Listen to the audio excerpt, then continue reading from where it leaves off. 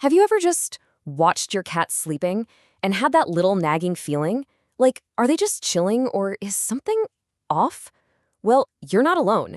And today, we're going to basically become cat detectives. We're going to learn how to decode the secret language they use to tell us when they're not feeling well.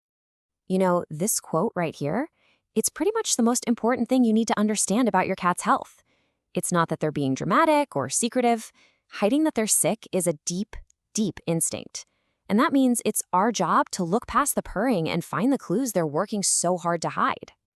So let's just break this down for a second. Imagine you're a cat out in the wild. If you look sick, you look weak. And if you look weak, you look like an easy lunch for a predator.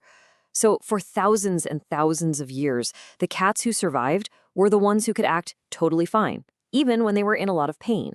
That instinct is powerful, and it did not just vanish when we let them inside our houses. Okay, so to build up our cat detective skills, here's our game plan. We're going to start with why they hide things, then we'll dive into the behavioral and physical clues. After that, we'll cover the really serious red flags, and then we'll wrap it all up with how you can take all this knowledge and put it into action. All right, let's jump into part 1. We're really going to get inside a cat's head here and understand why they are such incredible masters of disguise. So this is probably the biggest takeaway of the whole day. Don't wait for some big, obvious, dramatic sign that something's wrong. The real clues are the tiny little changes in their everyday routine. You know, is the cat that usually gets the zoomies suddenly just a lump on the couch? Is your super picky eater now cleaning the bowl every time? Catching these little shifts early, that is the key to everything. It can mean an easier, cheaper, and way less painful outcome for your cat. Okay, time to put on that detective hat. This next part is all about those subtle little changes in how they act that are basically screaming that something isn't right. So when you look at these behaviors, you have to translate them. That cat hiding under the bed, that's not just them being shy all of a sudden. That's that survival instinct kicking in. They feel vulnerable, so they hide. And the cat that suddenly hisses when you pet them, they're not just being grumpy. They might be saying, hey, don't touch me there, it really hurts. And oh, the cat who stops jumping on the counter, that's not them finally learning the rules. That is a classic sign of arthritis pain. And maybe the most misunderstood one, peeing outside the litter box is a cry for help. It is not an act of revenge. Now, appetite is a huge red flag, but here's where it gets tricky. It goes both ways. If your cat suddenly stops eating, it could be anything from a sore tooth to some serious internal issue. And honestly, this is an emergency. A cat that doesn't eat for just a couple of days can develop a deadly condition called fatty liver disease. But the opposite is also a major warning sign. A cat that's suddenly starving all the time but is somehow still losing weight, that could point to things like hyperthyroidism or diabetes. And here's another critical clue: the water bowl. Do you find yourself filling it up way more often than usual? And on the other end, are the clumps in the litter box suddenly massive? That 1-2 punch of drinking a ton and peeing a ton is one of the biggest early signs of 2 major diseases in cats, especially as they get older: kidney disease and diabetes. It's such a simple thing to notice, but it's absolutely vital info for your vet. Okay, let's move on. We've talked about behavior. Now let's get into the physical evidence, the stuff you can actually see and feel with your own hands. Here are 3 physical signs you don't need to be a vet to spot. First, just look at their coat. If your normally spotless cat is starting to look greasy or matted, it means they've stopped grooming themselves. Why? Often, it's because it's just too painful to twist around like that. Second, bad breath. And I don't mean normal cat breath. I mean, whoa, bad breath. That's a huge sign of painful dental disease. And third, look at their eyes. If you can see that little white membrane covering part of their eye when they're awake, that's a universal sign that a cat just feels sick.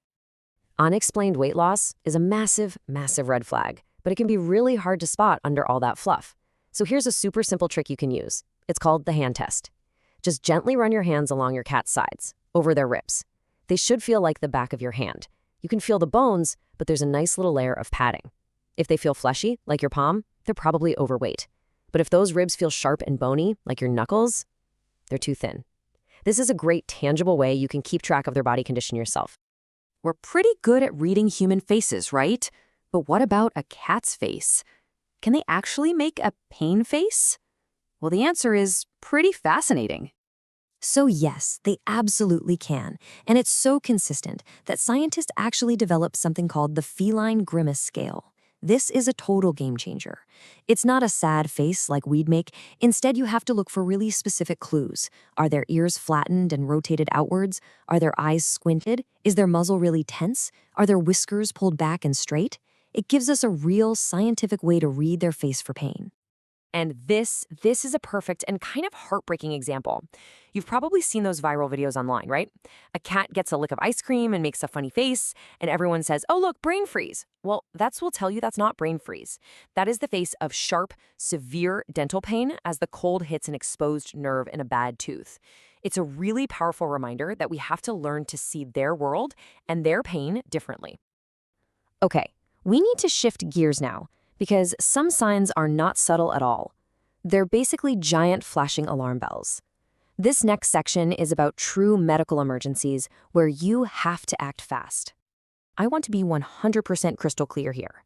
The things we're about to talk about are not wait-and-see situations. These are not let's call the vet in the morning situations. If you see any of these signs, you need to get your cat to an emergency vet right away. So, first things first, you need to know what's normal. A healthy cat just chilling out and relaxed will take between 20 and 30 breaths in 1 minute. It's really easy to count this yourself. Just watch their chest rise and fall for 30 seconds and then double that number. Knowing your cat's normal rate is a super valuable piece of information. Okay, let's be very, very clear. Any trouble breathing is an emergency, period. Unlike dogs, cats should never pant or breathe with their mouth open. If you see that, it is a sign of severe distress. If their breathing looks rapid or like it's taking a lot of effort, or if you check their gums and they look pale or even bluish, it's time to go, now. These are all signs that they are literally fighting for every single breath. And here are a few other absolute emergencies. If your cat, especially a male cat, is straining to pee but nothing's coming out, that could be a deadly urinary blockage. A sudden collapse, paralysis of their back legs, or having a seizure, these are all signs of a catastrophic event that needs immediate vet intervention. Do not hesitate. So, after all that pretty intense information, what do we actually do with it all? Well, this last part is all about empowering you. It's about turning you into your cat's #1 most important health advocate. So here it is, your action plan. #1, know your cat's normal. What does their normal day look like? What do they normally weigh? #2, trust your gut. You know your cat better than anyone. If something feels off to you, it probably is. #3, when in doubt, call the vet. It is always, always better to call and have it be nothing than to wait and wish you had. And #4, and this is a big one, it's non-negotiable, never, ever give your cat human medications. Common stuff like Tylenol is literal poison to a cat and can be fatal. So the next time you're just looking at your cat, I want you to leave with this question bouncing around in your head. By learning to read their secret language, you're not just a pet owner anymore. You're their translator, you're their protector, you're their most trusted friend. So, what is your cat trying to tell you?